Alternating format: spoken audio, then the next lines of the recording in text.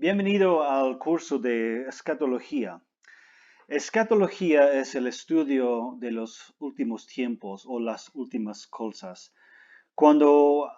Muchos de nosotros cuando nos acercamos a la escatología, bien llegamos con muchas presuposiciones, en otras palabras, llegamos con muchas ideas de lo que se trata o lo que no se trata, o a menudo venimos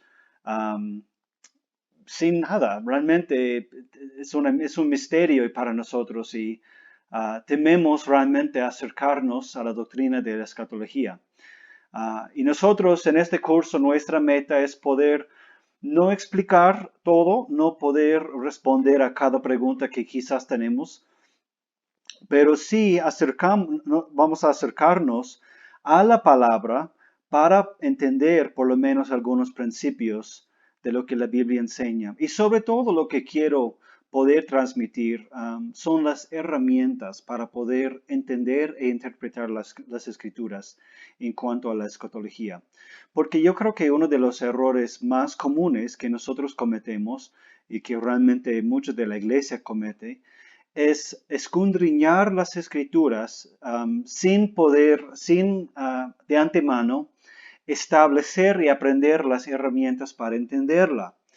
Y lo que sucede es que sacamos conclusiones, sacamos interpretaciones de los textos equivocadamente. Entonces, queremos por lo menos estudiar lo que la Biblia dice, lo que la historia también nos cuenta acerca de lo que la iglesia en todo este tiempo que ha creído acerca de la escatología. Y queremos comenzar realmente con una mentalidad judía.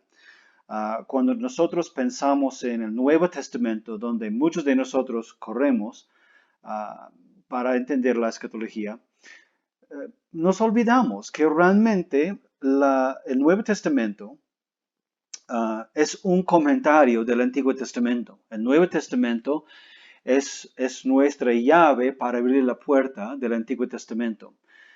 B.B. Warfield, un gran teólogo que ayudó a fundar el seminario de Princeton en los Estados Unidos, en Nueva Jersey, él dijo que el Antiguo Testamento es como un cuarto oscuro. Todos los elementos, todos los muebles están ahí y el Nuevo Testamento es como una lámpara que uno pone en el medio para iluminar a todo, para poder entender y ver lo que está ahí. Lo que Warfield quería comunicar, y estoy de acuerdo, y eso es lo que vamos a ver en este curso de escatología, que lo que tenemos que recordar es que para entender los pasajes apocalípticos del Nuevo Testamento, tenemos que establecer una mentalidad de los judíos. Es decir, la iglesia del primer siglo, sus primeros años, décadas realmente, cristianismo fue considerado como una secta de judaísmo. No había una separación de ellos. Hoy en día no hay duda. Nosotros distinguimos entre judaísmo y cristianismo muy bien. Pero en los primeros siglos, realmente el contexto en que vamos a leer estos textos, vamos a ver que realmente la idea del cristianismo, de seguir a Cristo, era una idea judía. Jesús fue un judío. Jesús estableció su iglesia con judíos. Entonces, tenemos que establecer una mentalidad judía para poder también entender lo que los demás textos y partes de las escrituras que hablan de la escatología o de los últimos tiempos, interpretarlos según ese lente. Entonces, en parte vamos a convertirnos un poco en judíos durante ese curso. Pero quiero comenzar con un versículo de Isaías 40 que debe ser la base de siempre nuestro estudio de la palabra. Isaías 40, versículo 8 dice, sí, la hierba se seca, la flor se marchita, pero la palabra de nuestro Dios permanece para siempre. Nosotros tenemos que recordar que nuestro meta en este curso no es responder a cada pregunta. Realmente la meta vamos a encontrar de la escatología, de los textos apocalípticos como Apocalipsis. La meta de estos textos no es explicarnos todo lo que va a pasar. Si tratamos y forzamos esa interpretación de esos libros, nos encontramos en lugares muy extraños. Pero cuando nosotros miramos al texto y entendemos su propósito, de compartirnos la palabra de Dios, lo que permanece para siempre, nosotros podemos entender que tiene un propósito de hacernos semejante a Cristo. Y eso es sobre todo mi meta en este curso. Si al final salimos del curso y no sabemos en qué postura estamos o lo que realmente creemos acerca de los últimos tiempos, bueno, está bien, pero mi meta, mi propósito primordial, lo más importante para este curso, es que nosotros salgamos siendo más como Cristo, más semejante a Jesús, y con un gozo y una esperanza para el futuro. Entonces tenemos que tener siempre en cuenta Isaías 40, versículo 8. Todo se seca, la flor se marchita, pero la palabra de Dios es lo que permanece. Y eso es lo que nosotros estamos tratando. Entonces queremos acercarnos también con mucho respeto y honor y con humildad, porque ninguno de nosotros realmente tenemos todas las llaves. Parte de eso, quiero compartirles algunos otros pautas importantes. Una ayuda grande para el estudio de las escrituras es un buen café. Si no tienes un café, está bien, pausa el video, sírvete un café, un mate, lo que sea, pero es bueno poder disfrutar de otros elementos mientras disfrutamos de la palabra de Dios. Lo digo un poco en chiste, pero ustedes siempre me van a ver con un café. Okay. Vamos a comenzar hoy día, vamos a tocar lo que es la introducción a la escatología. Voy a explicar algunos términos importantes para nuestro estudio. No vamos a profundizarnos muchos en esos términos, porque realmente todo el curso se trata de desempacarlos un poco, pero para poder comenzar necesitamos por lo menos tener una idea. Cuando yo menciono el milenio, tenemos que tener una idea de qué estoy hablando. Entonces vamos a pasar por unos términos importantes y luego vamos a terminar con una pequeña revisión, repaso de la historia de la escatología. ¿Qué han creído los teólogos mayores que nosotros que han ido antes? Y no significa que todos tienen razón, pero nos ayuda muchas veces a entender un poco nuestro contexto actual dentro de toda la historia de la iglesia. Entonces vamos a comenzar con la introducción de qué es la escatología bíblica. Bueno, escatología, la palabra viene de dos palabras griegas, escatos y logos. Escatos quiere decir últimas y logos enseñanza. Entonces estamos hablando de las enseñanzas de las últimas cosas. Algo para poder ayudarnos a entender eso es, escatología no solamente estudia la segunda venida de Jesús, pero estudia todo lo que significa que nos espera al final. Entonces, escatología también entra en lo que es la muerte, el estado intermedio, cómo es el cielo. No entra mucho en angelología o doctrina acerca de los demonios, así, pero vamos a tocar esos puntos de qué significa la muerte, cómo entendían los judíos en el Antiguo Testamento la muerte, la resurrección y el estado intermedio. Entonces vamos a ver que escatología no es única al cristianismo. Casi todas las religiones en el mundo tienen un cierto tipo de escatología. Por ejemplo, los budistas, los hinduistas, los hindús, los musulmanes, tienen su propia postura acerca de la muerte, la resurrección, acerca del cielo, acerca de qué sucede después de la muerte. En sí, cada religión, de alguna manera, por nuestra mortalidad, tiene que responder qué significa morir, qué nos espera al otro lado. Entonces, no es única, no es un estudio único al cristianismo. Y vemos, por ejemplo, en las creencias de los incas, aquí en el Perú, que no todos, no había una escatología muy desarrollada, podríamos decir. En sí, la religión de los incas no era muy organizada. Más bien había creencias que solo aprendemos y entendemos por las imágenes y por las cosas que hacían. Vemos, por ejemplo, que era costumbre de los incas de hacer momias. Y la Juanita, la momia más popular en todo el mundo, una mujer casi completamente preservada en un cima de un monte, fue encontrada hace no sé cuántos años, hace unos 50, 60 debe ser, que fue encontrada y viendo que estaba tan preservada, por lo menos podemos entender que los incas tenían alguna idea de qué significaba morir, qué pasaba cuando uno muera. Y hay algunas otras creencias, como muchas veces vemos que la historia y los historiadores de los incas a veces llenan vacíos con sus propias ideas sin decirnos. Entonces no sabemos exactamente qué creían. Por ejemplo, un historiador que encontré decía que los incas no solamente creían que la persona en su alma existía después de la muerte, pero también el poder de esa persona todavía existía aquí en la tierra. Entonces, cada religión tiene su respuesta a la muerte. La muerte es una de las cosas más aterradoras en nuestra vida y eso vemos especialmente ahora mientras nosotros todos estamos en cuarentena por la epidemia del coronavirus. Pero nosotros tenemos que ver que la escatología es entregada, cuando hablamos de la escatología bíblica, es decir, lo que la Biblia nos enseña acerca de las últimas cosas, la escatología integrada está dentro del narrativo histórico de redención.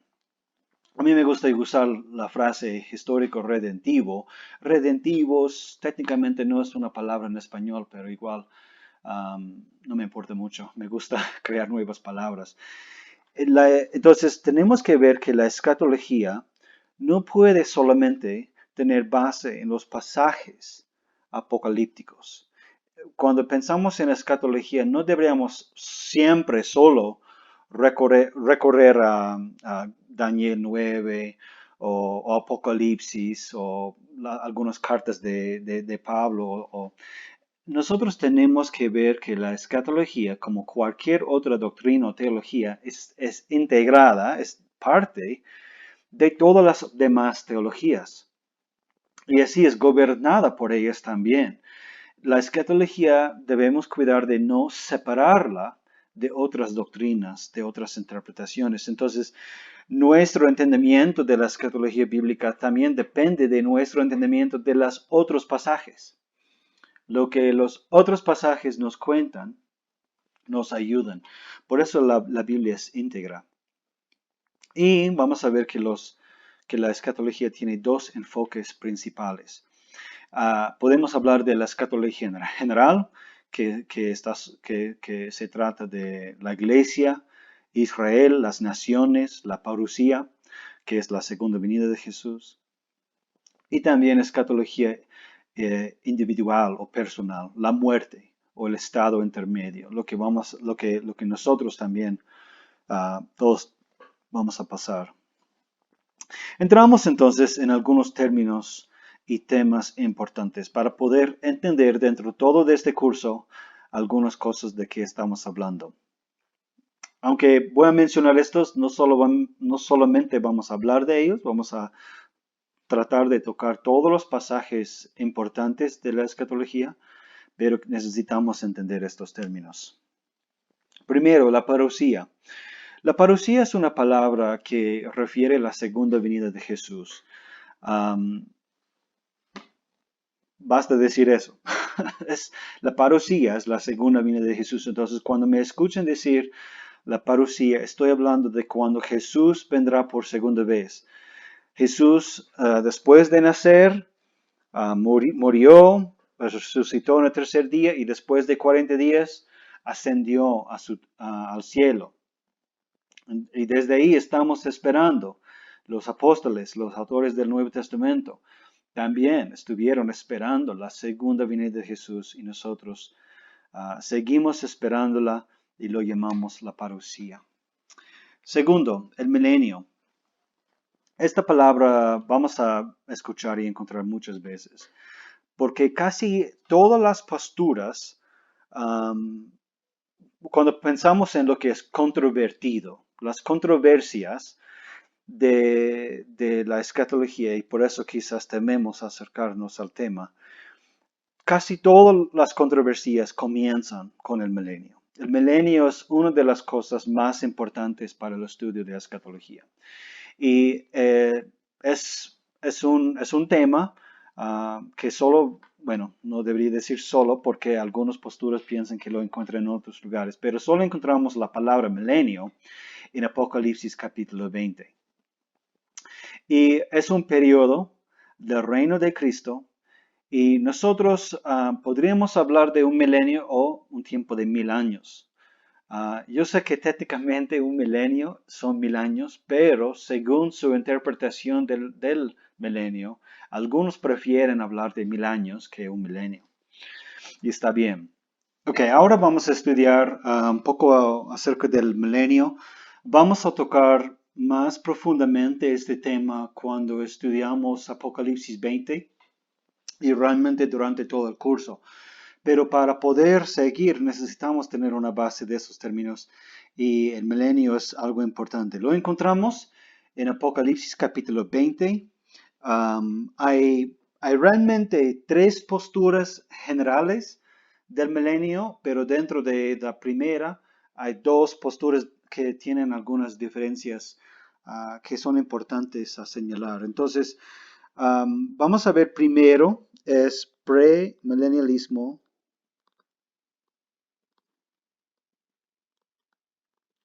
histórico. Por su nombre pueden ver que esto ha sido la postura que históricamente los teólogos han tenido acerca de premilenialismo. Y en el premilenialismo hay dos resurrecciones físicas. Cuando pensamos en la parucía, primero vemos aquí, es la parucía, aquí tenemos la muerte de Cristo, nosotros estamos en lo que llaman la era de la iglesia o la edad de la iglesia, todo el tiempo entre la ascensión de Jesús en Hechos capítulo 1 hasta la parucía cuando Jesús viene por la segunda venida. Ahora, para los premilenialistas hay una resurrección física de los creyentes en la parucía y hay otra acá también. Pero esto no se llama, no lo llamamos una parucía porque es el juicio final. Cuando Jesús va a realmente separar las cabras de las ovejas, vemos la destrucción completa del Satanás, todo eso es parte del juicio final. Y luego vendrá la nueva tierra y el nuevo cielo, en los cuales vamos a quedar con el Señor para siempre. Y dentro de este tiempo de la parucía y el juicio final, encontramos el milenio. Y es un literal, o son literales, 1000 años. Para los premilenialistas, la palabra milenio en Apocalipsis 20 es literal. ¿Qué más? Vemos que el tiempo antes de la parucía, va a haber un pequeño tiempo antes que llaman la tribulación. Hay varias posturas acerca de la tribulación y vamos a estudiarlas y entenderlas un poco más, pero basta decir ahora que la tribulación representa un periodo casi siempre de 7 años justo antes de la parucía. En la segunda postura, el premilenialismo dispensacional.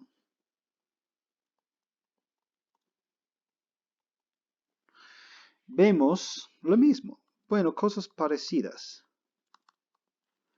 Tenemos el periodo de la iglesia y aquí tenemos siempre 7 años de tribulación. Vemos un milenio, literal, una era dorada, donde la iglesia crece espiritualmente, numéricamente, y luego el juicio final. Y aquí tenemos la parucía. Ahora, para los premilenialistas dispensacionales, ¿ya? Aquí hay un rapto. En otras palabras, ellos ven otra parucía acá también. Para los dispensacionalistas, hay dos segundas venidas de Jesús. Jesús viene primero para el rapto y quizás ustedes han visto en películas, libros, han hecho famoso esta postura. Pero Cristo viene primero y cuando Él viene hay un rapto de los creyentes invisible. En otras palabras, los creyentes desaparecen. Y luego hay 7 años de tribulación, que siempre va a ser un poquito más severa para los judíos, para Israel. Y al terminar los 7 años de tribulación, hay otra parucía cuando Jesús vuelve otra vez con todos los que fueron raptados antes de la tribulación y luego reinan con Cristo por un milenio literal. Algo que tener en cuenta es que este rapto es invisible. Casi todos los premilenialistas dispensacionalistas creen en un rapto invisible y que son dos realmente parucías. Esto y en cuanto a los 7 años de tribulación, bueno, hay muchas posturas. Por ejemplo, algunos creen que los 7 años de la tribulación realmente son los primeros 7 años del milenio. O algunos lo ponen en el medio. Y vamos a ver esos términos y qué significan cada uno y por qué ellos creen eso. Pero basta decir que los premilenialistas creen, lo más importante es que creen que Jesús vendrá primero y Él va a establecer el milenio, el cual son 1,000 años literales que luego va a terminar con el juicio final. La tercera punta es postmilenialismo. No voy a poder leer eso.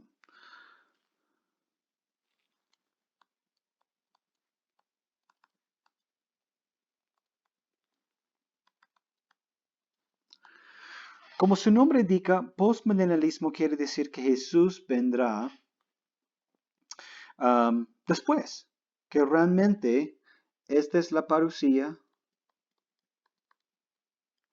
y el juicio final. ¿Ya? Y que el milenio es un tiempo casi siempre, literalmente 1000 años,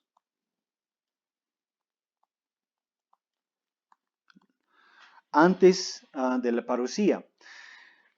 Ellos creen que también es una era dorada. Es un tiempo de crecimiento de la iglesia, va a haber más creyentes, va a haber más, la iglesia va a crecer en su tamaño, va a unirse, ¿no? Va a haber menos separación. Es un tiempo de bendición realmente. Y que estos 1000 años van a terminar con la parucía. En esta idea del postmilenialismo, ellos siempre, casi siempre, desde la cruz, ven que la iglesia está creciendo. Para ellos, la iglesia, santidad, adoración a Dios, siempre va a crecer. y luego Cristo vendrá después de los 1000 años. Para ellos el problema quizás es que no se sabe exactamente cuándo comienza el milenio. Solo saben que los 1000 años van a terminar con la parucía. Y el último es amilenialismo, que por su nombre parece indicar que no hay milenio, que no es realmente muy justo para ellos. Los amilenialistas sí creen en un milenio, pero creen en un milenio simbólico.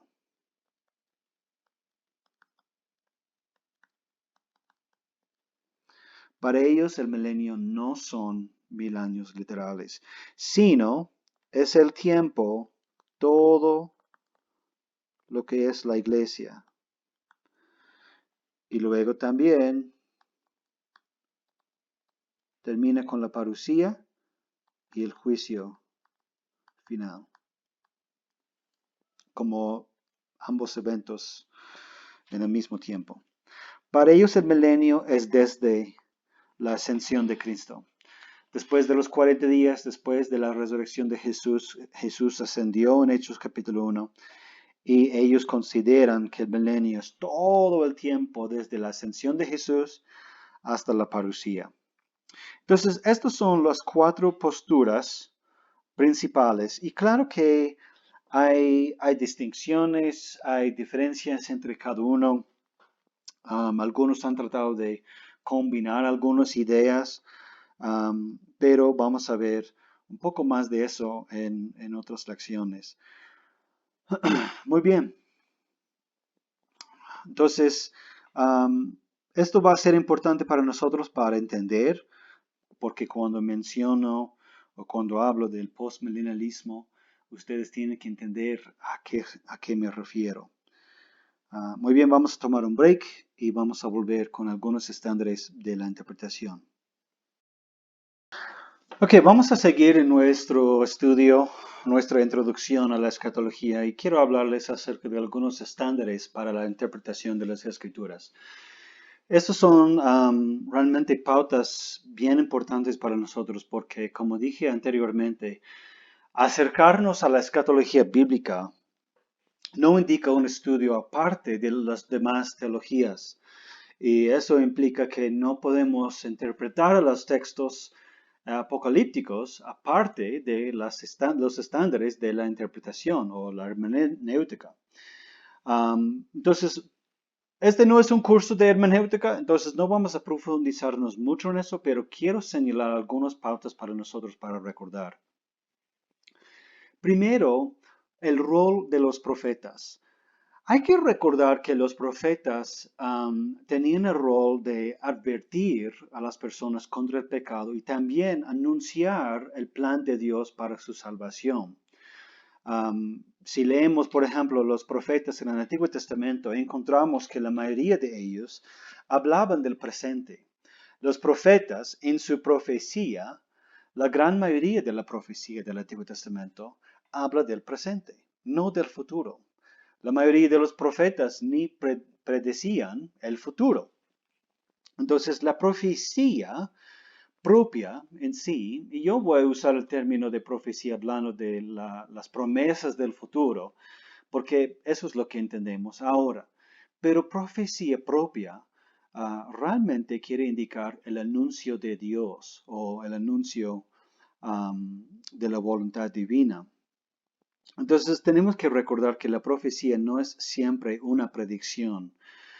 Por ejemplo, Moisés, el mayor profeta de todos los profetas del Antiguo Testamento, no predijo el futuro. Moisés más bien era como una boca para el pueblo de Dios, para Dios. Y eso es lo que los profetas sirven en el Antiguo Testamento y también para el Nuevo. Segundo, y relacionado con eso, es que Dios tiene el derecho de cumplir sus profecías según la voluntad divina. Nosotros no podemos leer el texto y luego forzar a Dios a cumplirlo tal como nosotros hemos decidido. En parte es porque somos seres humanos. Pero también vemos que hay ejemplos de eso en la Biblia.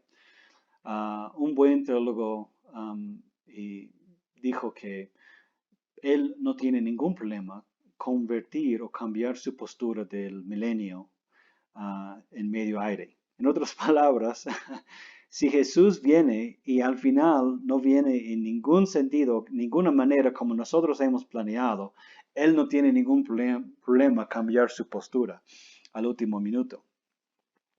Pero vemos ejemplos de cómo Dios cumple sus promesas y profecías.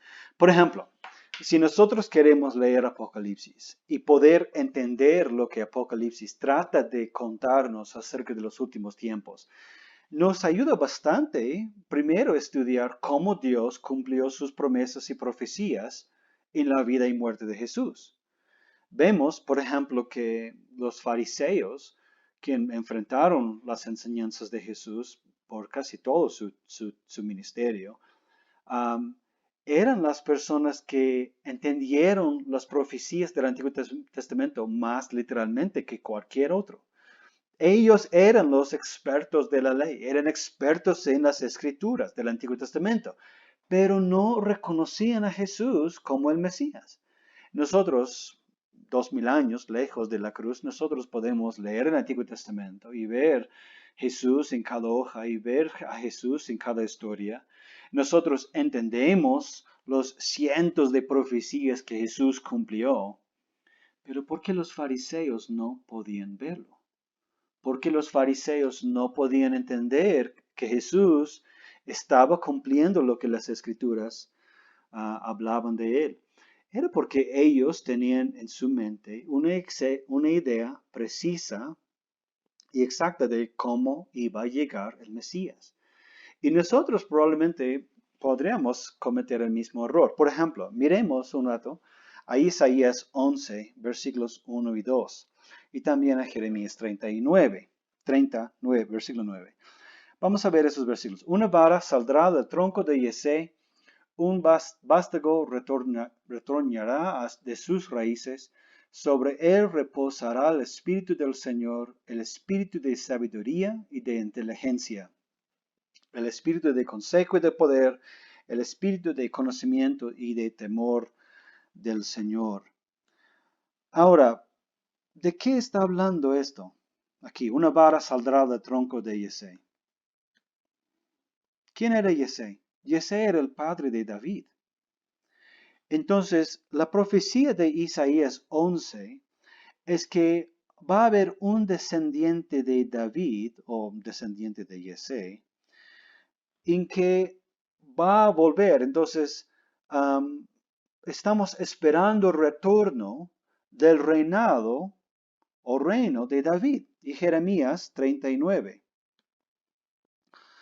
Solo servirán al Señor su Dios, a David su rey, y a quien yo haga reinar en su lugar.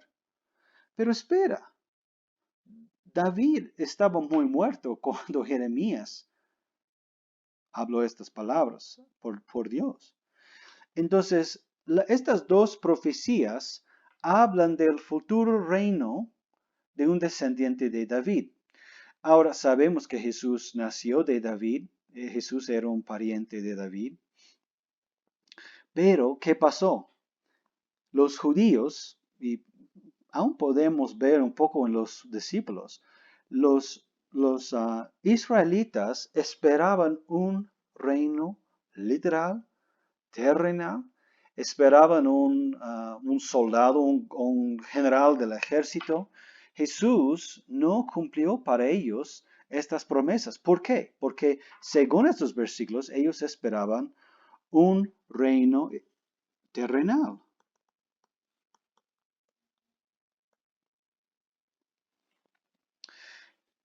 Pero no es lo que Jesús trajo.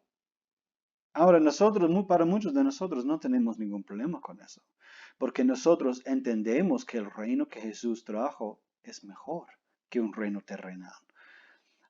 El reino de Cristo, el reino de Dios, el reino de los cielos es universal e invisible, que es mejor que un reino terrenal. Pero los estudiantes del Antiguo Testamento no entendían eso. Ellos interpretaron esos versículos pensando que un tronco de Yesé, un descendiente de David, iba a volver a establecer el trono literal físico um, en el tiempo de Jesús. Ahora, vemos otro ejemplo, ¿ya? Juan 2, 18 a 21. Y a los judíos preguntaron, ¿y qué haces? ¿Y ya que haces esto? ¿Qué señal nos das? Jesús les respondió, destruyen este templo y en 3 días lo levantaré. Entonces los judíos le dijeron, este templo fue edificado en 46 años y tú en 3 días lo levantarás. Pero él hablaba del templo de su cuerpo. ¿Cuántos de nosotros hemos pensado en este versículo? Esto nos enseña, nos señala que los fariseos, los judíos, no entendían las profecías del Antiguo Testamento. Jesús aquí está hablando que va a levantar de nuevo el templo, pero ellos lo interpretaron literalmente. Solo tenemos este versículo porque Juan nos ayuda. Pero en el momento no había ningún comentarista que decía, no, está hablando de su cuerpo. No, Juan nos cuenta eso, pero eso es décadas después de la muerte de Jesús. Entonces, en el momento Jesús predijo la destrucción del templo y un nuevo levantamiento del templo. Y los judíos lo entendieron literalmente. Entonces, tenemos que ver que Jesús y la Biblia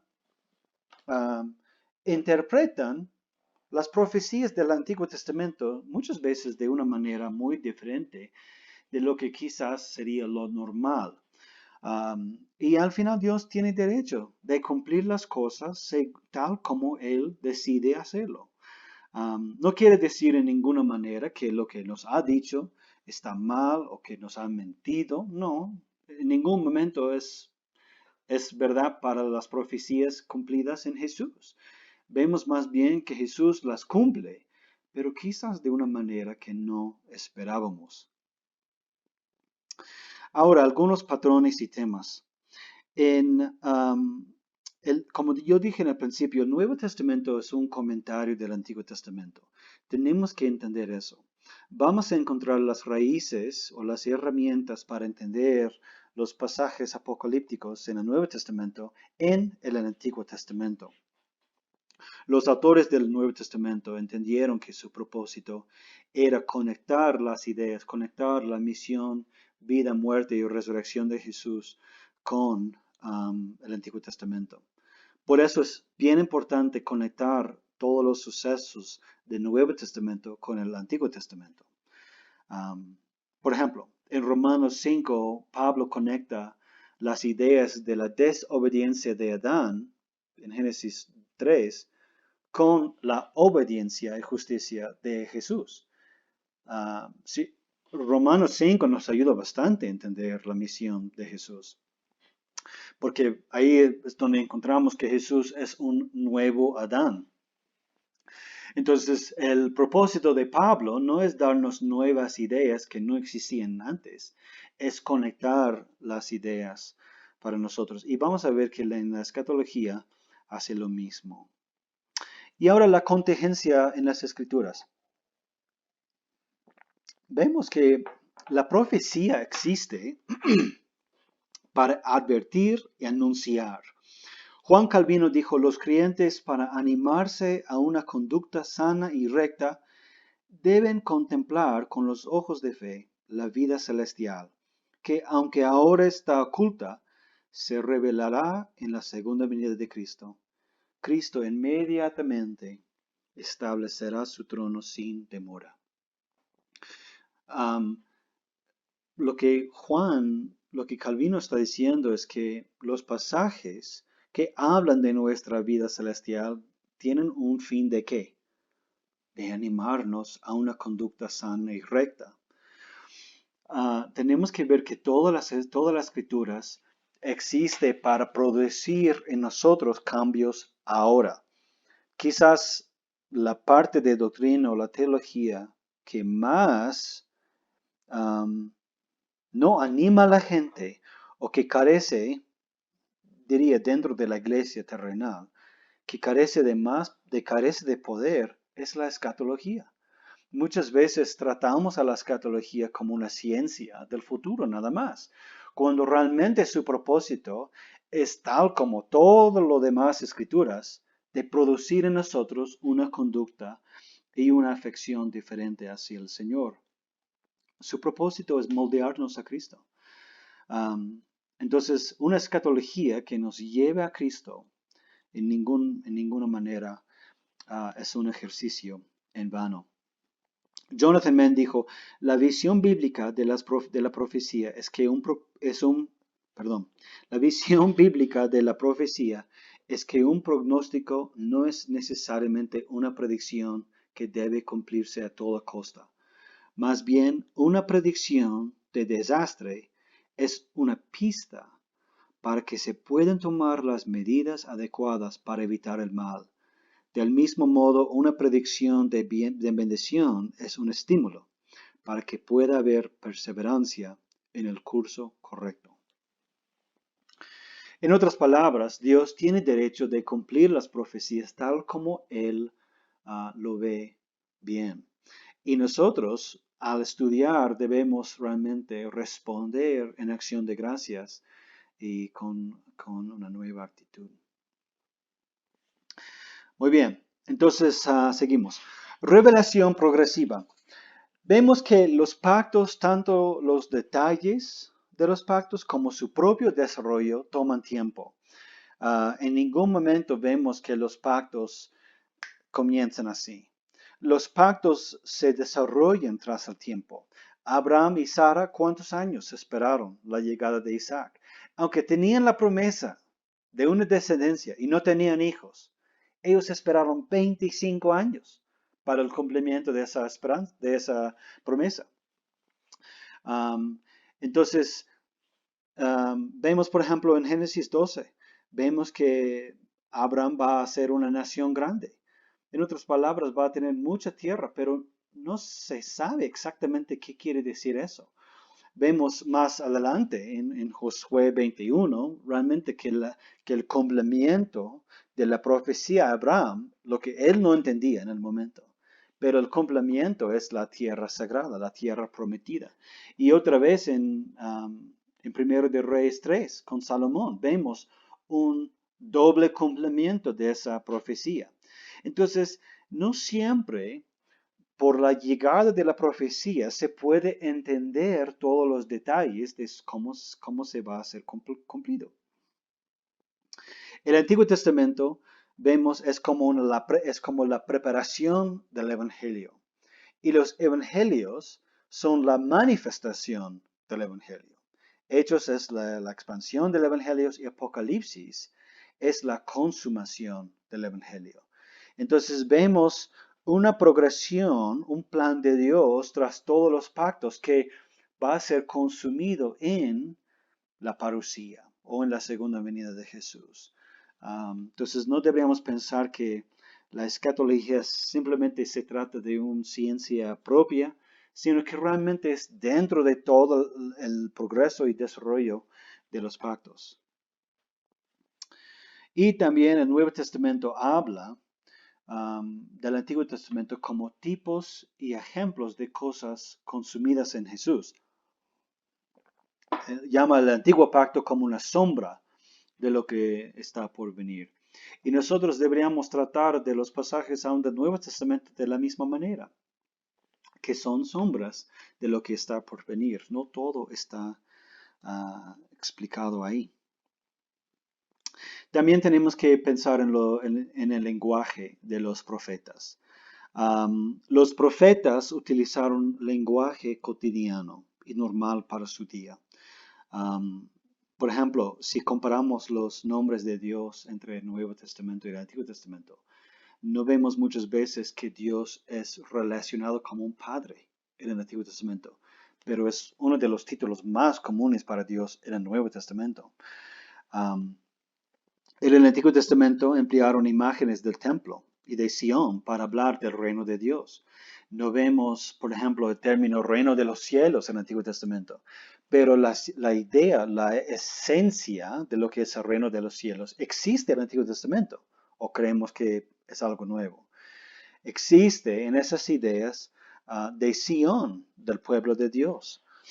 Um, en Filipenses 4, Pablo habla de la donación de la iglesia como un sacrificio agradable, un olor fragante. Pablo está usando el lenguaje cotidiano del Antiguo Testamento para hablar de lo que está pasando. Entonces, cuando leemos, por ejemplo, en Apocalipsis, de ángeles, dragones, um, un montón de escenas, ¿no? Tenemos que recordar que Juan está utilizando el lenguaje del propio día. Por eso encontramos imágenes y tipos del primer siglo, reyes, soldados, encima caballos con armadura antigua. Um, para darles una idea de lo que estoy hablando, en Apocalipsis leemos que Jesús vendrá encima de un caballo. No tengo ningún problema creer que literalmente va a volver en un caballo, pero yo creo que es una equivocación demandar que la segunda venida será así. Juan está utilizando el lenguaje típico de ese día para ayudarnos a entender la magnitud o la belleza o la grandeza en que Jesús va a volver. ¿Qué significaba un caballo blanco en esos días? Los soldados del primer año no montaban caballos blancos. El caballo blanco era particular a los generales, a los que gobernaban o dirigían el ejército. Entonces, cuando leemos pasajes así, nos ayuda bien considerar el lenguaje cotidiano de ese día y el contexto en que fueron escritos. Visiones y lenguaje simbólico, eso es relacionado. La mayoría de la profecía bíblica fue dada en visiones y está cifrada por lenguaje simbólico. Por ejemplo, en Apocalipsis 2 y 3, tenemos candeleros en las iglesias. Y Jesús, con sus cartas a esas iglesias, realmente les advierte que si ellos no cumplan con lo que Él dice, Él les va a quitar su candelero. ¿Quiere decir que literalmente y físicamente esas iglesias tenían candeleros? Cuando nos acercamos al libro de Apocalipsis y a muchos de los textos apocalípticos, muchas personas luchan con eso porque no saben cuáles cosas considerar simbólico y cuáles cosas no. Pero pocos realmente creen que las iglesias literalmente tenían candeleros. Casi todos entendemos eso como cierto tipo de unción para la iglesia o la presencia de Dios. Entonces, llegamos a muchas preguntas porque no sabemos cuál interpretar como simbólico y cuál no. Elizabeth Schuster Fiorenza lo expresa así.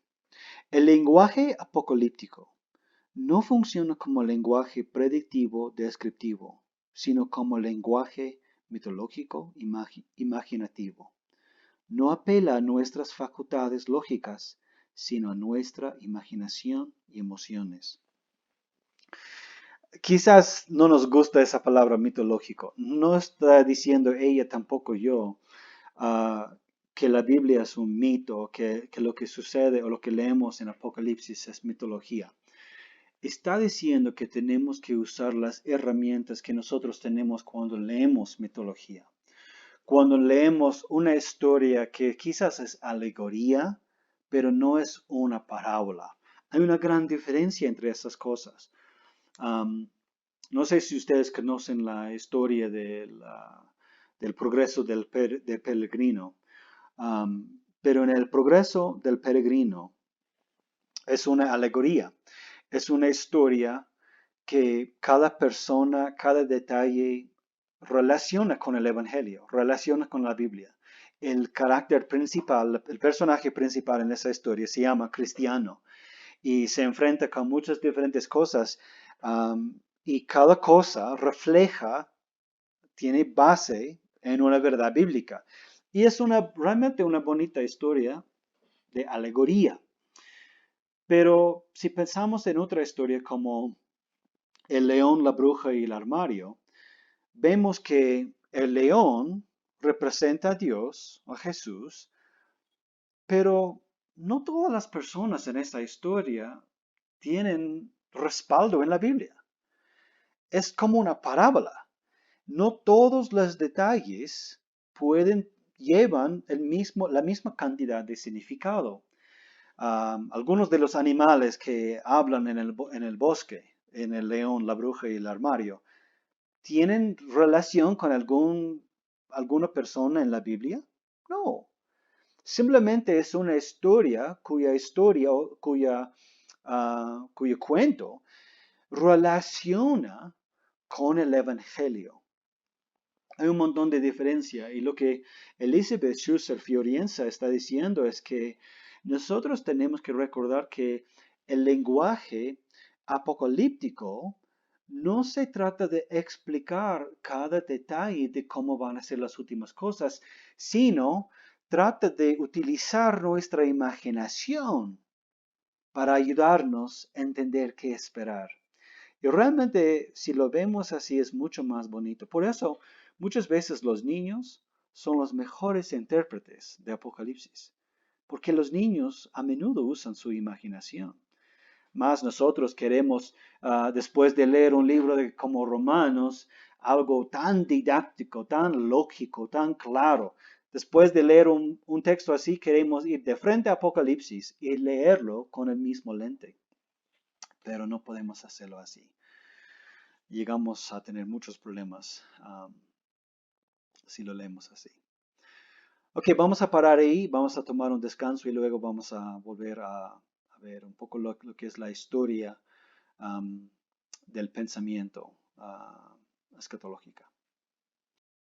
Ok, ahora vamos a ver el panorama del pensamiento histórico de la escatología.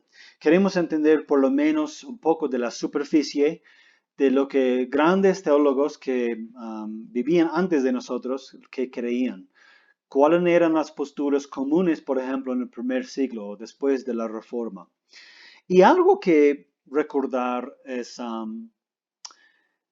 que las interpretaciones nuevas y muy distintas de las históricas deberían ser sospechosas un poco.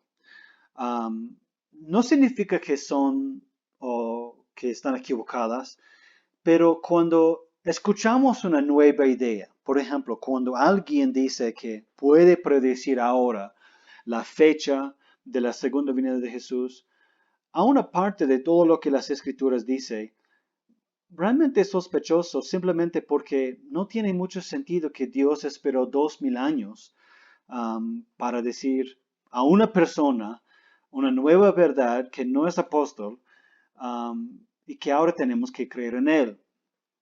No significa que están equivocadas, pero me gusta como William Everett Bell dijo, el peso de la prueba está en el innovador.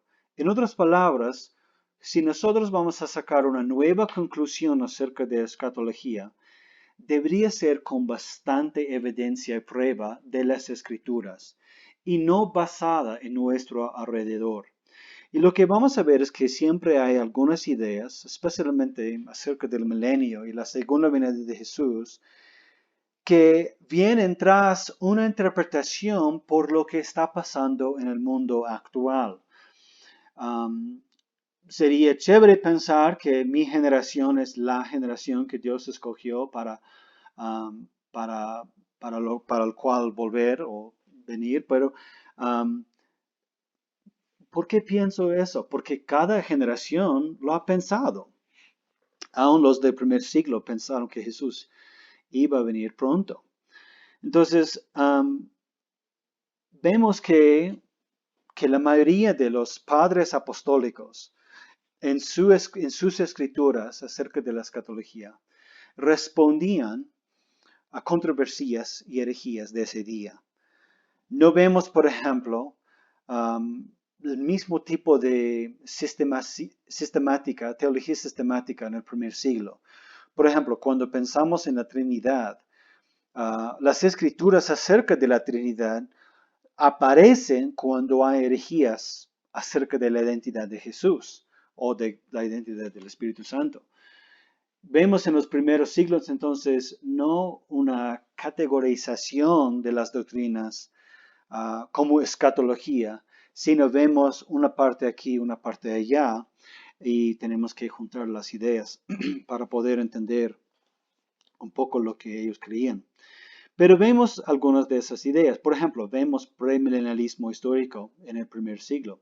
Algunos de los padres apostólicos, como Justino Mártir, Irenaeus y Tertuliano, eran premilenialistas, y muchos de ellos argumentaron que el mundo, la tierra, iba a tener un total de 6.000 años, que el mundo solo va a existir por 6.000 años y que Cristo vino en los primeros 6.000 años y que el milenio comienza después, o comenzó justo con la ascensión de Cristo, pero solo por otros 1.000 años. Entonces, aún muchos de los premilenialistas en el primer siglo creían que ya estaban en el milenio, de alguna manera, o que Cristo vendrá después, que a lo mucho solo iban a tener que esperar otros 1.000 años, porque en su mente el mundo era como los 6 días de creación y el séptimo día de descanso, de sábado, que Cristo iba a venir en ese día, y esos últimos 1.000 años iba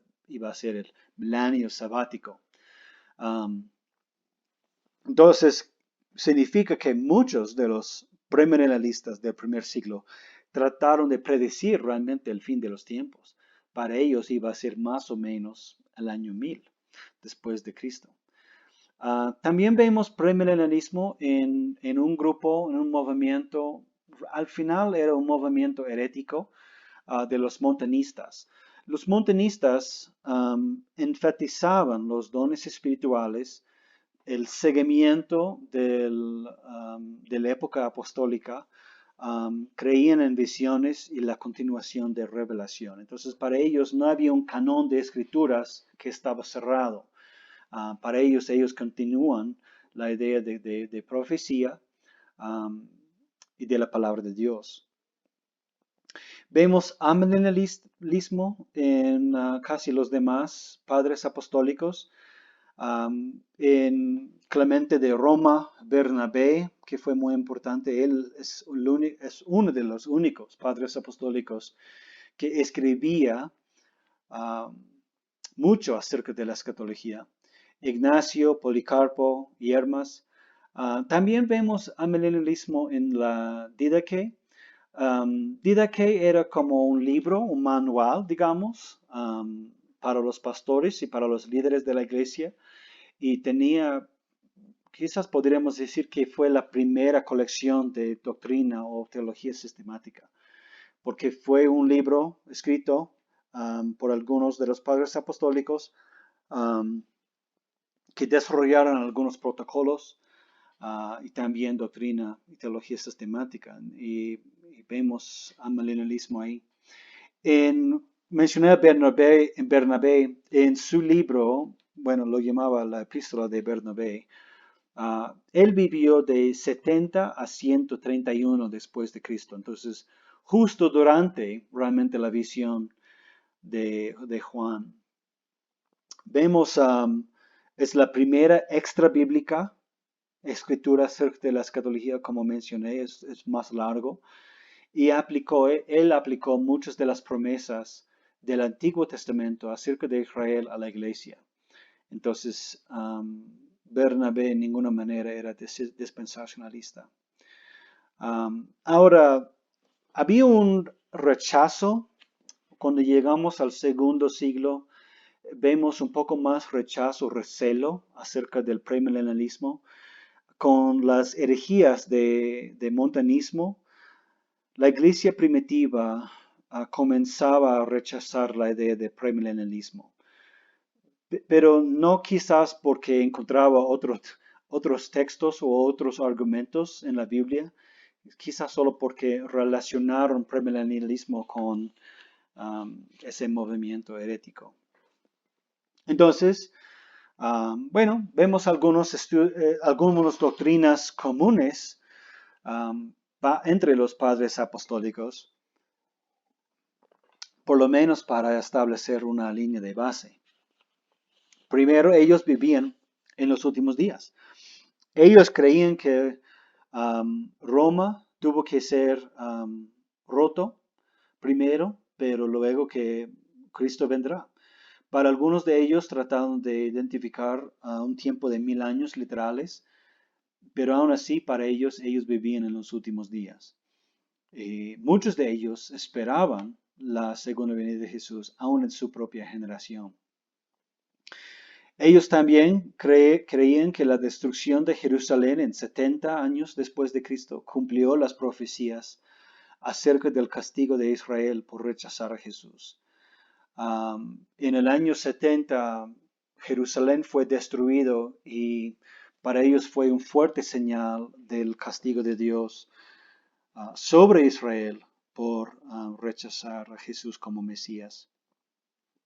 Otra doctrina común entre los padres apostólicos era que la parucía iba a ser un rapto visible, que no va a haber una desaparición de los creyentes, sino que el rapto, la parucía, va a ser visible y que será acompañada con la resurrección de los muertos y el rapto de los vivos. No la idea que Jesús va a venir y nadie va a ir al cielo, sino que la parucía será acompañada con la resurrección de los muertos. También la parucía será acompañada con un juicio final. Aunque eso técnicamente solo pertenece a postmilenialismo y amilenialismo, muchos de ellos creían que cuando Jesús viene, eso va a ser el juicio final. Después de la parucía, la tierra será renovada. Ellos sí creían en el nuevo cielo y la nueva tierra. La parucía es la consumación también del reino de Cristo. Para ellos, el reino ya se estableció en el primer siglo con la ascensión de Jesús, pero va a ser consumada en la parucía, en la segunda venida de Jesús. Y las promesas dadas a Israel en el Antiguo Testamento son aplicadas a la iglesia cristiana. Para casi todos los padres apostólicos, no había esa idea que las promesas dadas a Israel en el Antiguo Testamento no fueran dadas a la iglesia. Como yo mencioné en el principio de este curso, cristianismo fue una secta del judaísmo. Entonces, no hubo lugar para distinguir entre la iglesia e Israel porque eran ideas realmente centrales. Para ellos era la misma idea. Y vamos a ver un poquito más de ese dispensacionalismo en otras lecciones. Ahora, algunas distinciones entre el premilenialismo antiguo y el actual. Los premilenialistas de los primeros siglos conectaron mucho del libro Apocalipsis con los eventos de su día. Los modernos premilenialistas separan los sucesos de Apocalipsis con los últimos 2000 años. En otras palabras, para muchos premilenialistas, lo que ha pasado entre el primer siglo y ahora no tiene mucho que ver con el libro de Apocalipsis y los eventos ahí. Más bien, los premilenialistas del primer siglo eran, vamos a entender esta palabra más tarde, pero eran preteristas. Ellos entendían los sucesos en Apocalipsis como algunos eventos de su día. Y por eso no había en ninguna forma la idea del pretribulacionalismo. Vamos a morir tratando de decir todas esas palabras. Ahora, de Agustín hasta la Reforma, vemos que amilenialismo dominaba la doctrina de la Iglesia Católica. Había algunos grupos pequeños que creían en premilenialismo, pero más eran grupos heréticos. En el siglo XI y XII vemos escrituras de un señor que se llamaba Joaquín de Fiore. Él era un monje que estableció su propia regla, estableció un movimiento monástico. Y él era premilenialista y era uno de los primeros que predijo que el anticristo iba a ser un papa. No vemos mucho acerca del papado así, acerca del anticristo, antes de Joaquín, pero ya por el siglo XI ya comenzando a ver algunos de los abusos del papado, aunque él también era católico. Ahora, Martín Lutero en la Reforma, Lutero era amillennialista. Él avanzó mucho la postura que el Papa es el anticristo y se estableció como la postura común para la iglesia protestante. Por eso, en la versión original de la Confesión de Fe Westminster, declara el Papa como el anticristo. Él era también historicista, que Lutero consideró que la mayoría de la escatología ya se había cumplido y que la era dorada era el tiempo entre los padres apostólicos y el establecimiento del papado. Entonces, para Lutero, esa idea de crecimiento, esa idea del milenio, como era simbólico, era ese tiempo entre la ascensión de Cristo y más o menos 300, 400 años después de Cristo, los primeros 4 siglos. Calvino era casi postmillennialista, no por ese nombre, pero después en el siglo XVII, algunos estudiantes de Calvino desarrollaron como una escatología calvinista, que al final tenía más rasgos con postmillennialista, pero nunca Calvino se declaró como postmillennialista. En la Declaración de Savoy, por ejemplo, en 1658, que era una modificación de la Confesión de Fe Westminster, ahí encontramos escatología calvinista que tiene una postura postmillennialista. Luego, postmillennialismo llega a ser un poquito más popular, común en siglos XVIII, XIX, por el hecho que postmillennialismo busca un crecimiento espiritual y numérico en la iglesia. Luego, en el siglo XIX, sufrió mucho, porque con las guerras mundiales, algunas plagas, con desastres naturales, con la inmoralidad y el liberalismo, con la llegada y establecimiento de modernismo, y ahora vivimos en postmodernismo. Postmillennialismo realmente perdió mucho campo en la iglesia, porque se basa en la idea que la iglesia está creciendo, que el mundo está mejorando, pero finales del siglo XVIII, siglo XIX, realmente rompieron mucho esa idea, y por eso vemos más el postmillennialismo se desarrolló en grupos liberales y con fuertes enfoques en obras sociales, simplemente para mejorar la sociedad.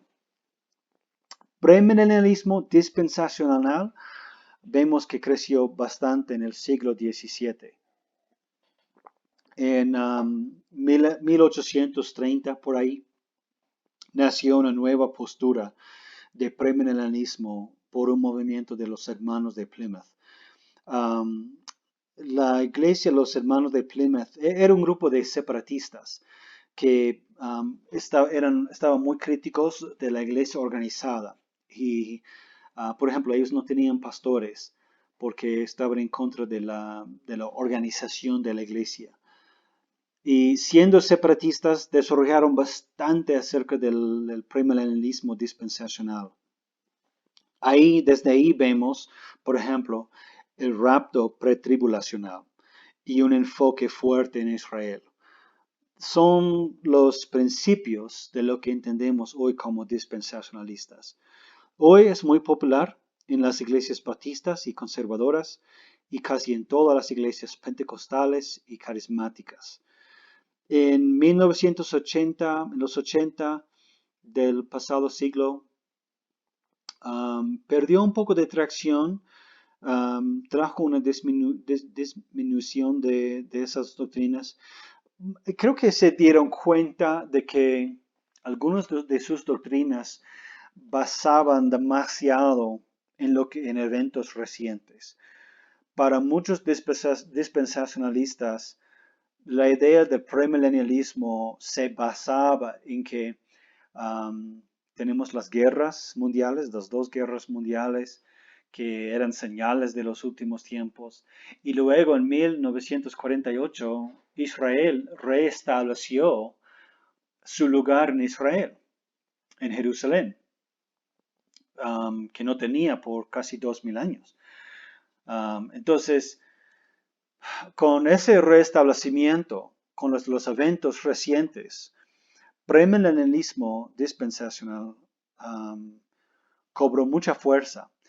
Pero en los 80, 90 comenzaban a perder porque se dieron cuenta que no se puede basar una doctrina solamente en eventos recientes. Tiene que haber algo entre los años. Ignoraron prácticamente 2000 años de historia, tratando de llegar a esas conclusiones. Y ahí es cuando nació lo que llamamos dispensacionalismo progresivo, que es un poco más común y popular ahora.